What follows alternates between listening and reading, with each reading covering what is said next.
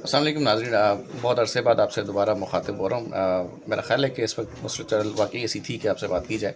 یہ آپ دیکھ رہے ہوں گے گورنر صاحب نے ایک بیان دیا،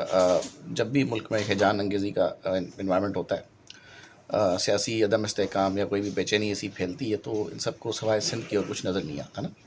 ہر بندہ آتا ہے، وہ سندھ کے ٹکڑے کرنے کی باتیں کرتا ہے، وہ سندھ کا ابا بننے کی کوشش کرنے میں لگ جاتا ہے، اور ہر بندے کو لگتا ہے تینوں صوبوں کو چھوڑ کے، تمام معاملات کو چھوڑ کے سندھ کی سالمیت پہ آپ بات کریں گے تو سندھی جو ہے وہ بزی ہو جائیں گے۔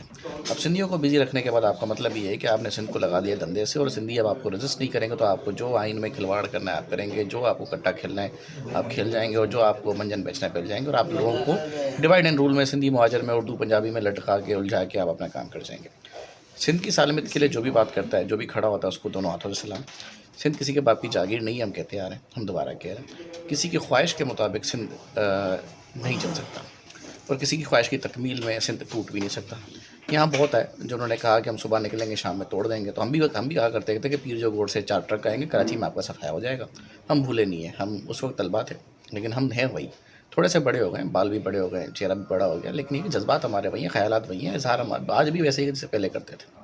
تو یہ جو دوبارہ سے گورنر صاحب نے کوئی بات کی ہے، پھر سندھ کے صوبائی وزیر صاحب نے اس کو رسپونڈ کیا ہے، اور definitely Sindh stands with Saeed Ghani, I support that,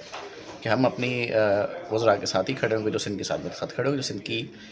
sovereignty کی بات کریں گے۔ اگر آپ ایسی باتیں کریں گے جن سے انتشار پھیلے، دوبارہ سے ہنگامہ آرائی ہو، آپس میں نا اتفاقی ہو، سیاسی عدم استحکام ہو، جس کا صوبہ متعمل نہیں ہو سکتا، تو پھر میرا خیال ہے کہ ایسے معاملات پہ